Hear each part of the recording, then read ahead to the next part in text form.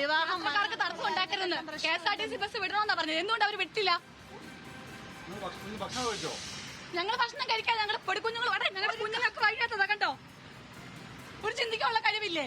നാളെ ഒരു കാലത്ത് അവന്മാർ വീട്ടിലായിരുന്നു അവന്മാർ ഇത് ചെയ്തനെ. അവന്മാർ ഭാര്യമാരെല്ലാം ജോലിക്ക് പോകുന്നില്ലേ? ഓട്ടോ പിടിച്ചു വിടാൻ പറ. ഞങ്ങൾക്ക് പാലമുക്ക് പോകണം. എനിക്ക് പട്ടാഴിക്കാണ് പോകേണ്ടത്. ഞങ്ങൾ ഇങ്ങോട്ട് വന്നപ്പോ തടഞ്ഞു നിർത്തിയപ്പോ എന്തോ ഡ്രൈവർ പറഞ്ഞപ്പോ പറഞ്ഞു വിട്ടു. ഞങ്ങളൊന്നും മിണ്ടിയില്ല. വേണ്ട, ഞങ്ങൾക്ക് ആരും സഹായം വേണ്ട. സമരക്കാരത്തും സമരം നിശ്ചയിച്ചില്ല. സാരമില്ല, പൊക്കോട്ടെ. ഞങ്ങളുടെ പേരോ റിൻസി. ഞങ്ങൾ ബാംഗ്ലൂരിൽ നിന്ന് വരുവാ. അല്ല, എന്റെ വീട് പാലമുക്ക്. അവര് തടഞ്ഞില്ല. അവിടെ ചാരുമൂട് വെച്ച് ബസ്. അപ്പൊ അവര് പറഞ്ഞു, അവർ മാന്യമായിട്ട് സംസാരിച്ചത് പോയിക്കോളാൻ പറഞ്ഞു, തിരിച്ച് ട്രിപ്പ് വരണ്ടെന്ന് പറഞ്ഞു. പക്ഷെ ഇവിടെ നിന്നാണ് പ്രശ്നമായത്. കൊണ്ട് പോകണം, വിവാഹം, അങ്ങനെയുള്ള കാര്യങ്ങളെല്ലാം പറഞ്ഞിട്ടുണ്ടല്ലോ. പിന്നെ എന്തിനാ ഇവര് KSRTC ബസ് യാത്ര ചെയ്യുന്നവരെ തടഞ്ഞ? എന്തിനാ? അറ്റ്ലീസ്റ്റ് ഒരു മര്യാദയെങ്കിലും വേണ്ട. ഈ പൊടിക്കുഞ്ഞുങ്ങളെയും കൊണ്ട് വരും. നമ്മൾ ടിക്കറ്റ് എടുത്ത് വരുന്നതാ, നമ്മൾ അറിയുന്നില്ല. ഓക്കെ, അവർ പറയുന്നത് ന്യൂസ് കാണാൻ ചെന്നുകൊണ്ടാ. നമ്മൾ കണ്ടില്ല. നമ്മൾ ഇവിടെ എത്തിയപ്പോഴാണ് അറിയുന്നത് എന്താ സമരമാണെന്ന്. നമ്മൾ അറിയുന്നില്ല. എവിടെ? ഞങ്ങൾ ഇവിടുന്ന് ബാംഗ്ലൂരിൽ നിന്ന് ബസ് കയറി കായംകുളത്ത് ഇറങ്ങി. കായംകുളത്തുനിന്ന് പിന്നെ KSRTC ബസ്സിന് പുനലൂർ ബസ് ഉണ്ടായിരുന്നു. അവിടെ ആകുമ്പോൾ ഞങ്ങൾക്ക് അവിടെ നിന്ന് ഓട്ടോ ഞങ്ങൾക്ക് വരുമെന്ന് പറഞ്ഞു. അങ്ങനെ ഞങ്ങൾ വന്നതാ. ആ ബസ് അവർ ഇവിടെ വെച്ച് തടഞ്ഞു. വിടത്തില്ലെന്ന് പറഞ്ഞവർ.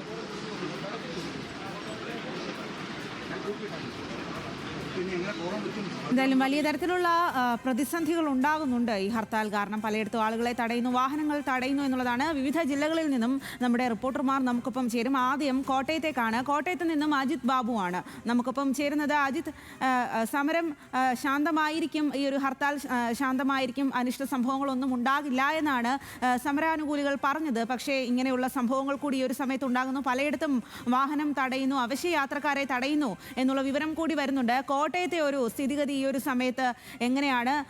സമരം, ഹർത്താൽ എത്രമാത്രം ശാന്തമായിട്ടാണ് അവിടെ നടക്കുന്നത്, അല്ലെങ്കിൽ എത്രമാത്രം ശക്തമാണ്? വിവരങ്ങൾ നൽകാം. സാദി രാജീവ്, ഇത്തരത്തിൽ കോട്ടയം നഗരത്തിൽ ഹർത്താൽ എത്താണ്ട് പൂർണ്ണമാണെന്ന് പറയാം. വാഹനങ്ങളൊന്നും തന്നെ കടന്നു പോകുന്നില്ല. നാമമാത്രമായ വാഹനങ്ങൾ മാത്രമാണ് കടന്നു പോകുന്നത്. ഇപ്പോഴും ഇത്തരത്തിൽ പ്രതിഷേധ പരിപാടികൾ തുടരുകയാണ്. ഇത്തരത്തിൽ CSDS-ന്റെ സംസ്ഥാന പ്രസിഡന്റ് സുരേഷ് ഉൾപ്പെടെയുള്ളവർ നമ്മളോട് ചേരുന്നുണ്ട്. സംസ്ഥാനത്താകെ ഈ ഹർത്താൽ പുരോഗമിക്കുകയാണ്. ഇപ്പോൾ ഇത്തരത്തിൽ ഈ സംഭവങ്ങൾ, ചില സംഭവങ്ങളൊക്കെ ഉണ്ടായതായി പറയപ്പെടുന്നു. വാക്ക് തർക്കം, പോലീസുമായി തർക്കം, അത്തരത്തിൽ അങ്ങനെയുള്ള പ്രശ്നങ്ങളൊക്കെ ഉണ്ട്. നിങ്ങൾ എങ്ങനെയാണ് ഈ ഹർത്താലിനെ മുന്നോട്ട് കൊണ്ടുപോകുന്നത്?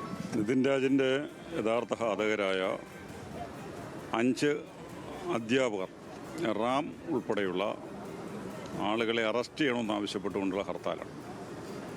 ഇത് കേരളത്തിൽ ശക്തമായി പുരോഗമിക്കുകയാണ്. 52-ലധികം വരുന്ന പട്ടിക വിഭാഗ സംഘടനകൾ ഒരേ മനസ്സോടുകൂടി 14 ജില്ലാ കേന്ദ്രങ്ങളിലും ഗ്രാമങ്ങളിൽ ഉൾപ്പെടെ സ്തംഭിപ്പിച്ചുകൊണ്ടുള്ള ഹർത്താലാണ്. ജനജീവിതത്തെ കഴിവതും തടസ്സപ്പെടുത്താതിരിക്കാൻ ഞങ്ങൾ ശ്രമിക്കുന്നുണ്ട്. സമാധാനപരമായ ഹർത്താൽ പുരോഗമിക്കുകയാണ്. ചില സ്ഥലങ്ങളിൽ ബോധപൂർവമായി ഹർത്താലിനെ തകർക്കുവാൻ വേണ്ടി ചില കടകൾ തുറക്കുകയും ചില വണ്ടികൾ ഓടിക്കാനും ഒക്കെ ശ്രമം നടത്തുന്നുണ്ട്.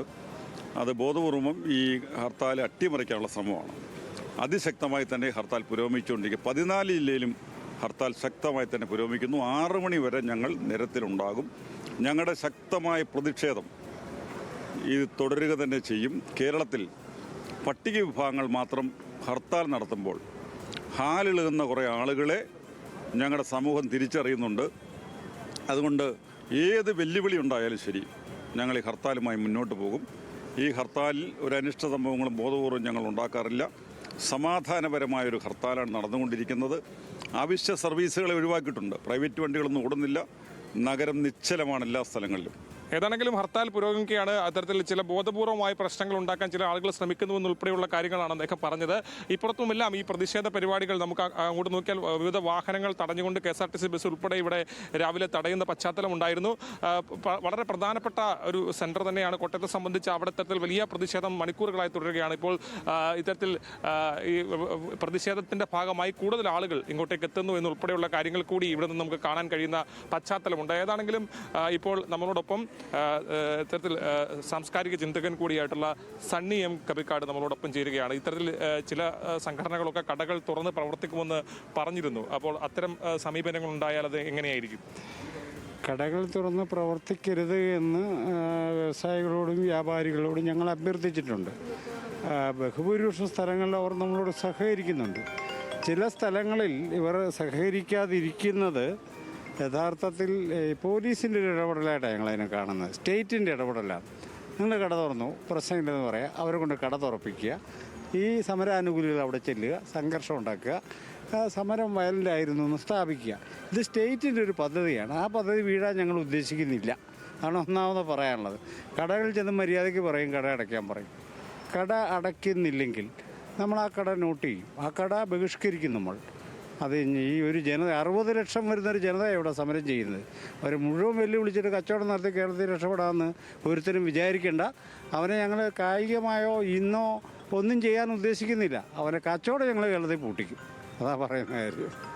ഏതാണെങ്കിലും അത്തരത്തിലാണ് പോലീസാണ് മനഃപൂർവ്വമായി പ്രശ്നങ്ങൾ ഉണ്ടാക്കുന്നത്. അതൊരു സ്റ്റേറ്റിന്റെ ഇടപെടലാണ് എന്നുള്ളതാണ് അദ്ദേഹം പറഞ്ഞത്. ഏതാണെങ്കിലും കോട്ടയത്ത് ഹർത്താൽ ഇത്തരത്തിൽ പുരോഗമിക്കുകയാണ്. വൈക്കത്തും മണർകാടും അതുപോലെ തന്നെ വടവാതൂരിലും എല്ലാം ഇത്തരത്തിൽ സമരാനുകൂലികൾ തടയുന്ന പശ്ചാത്തലമുണ്ടായി.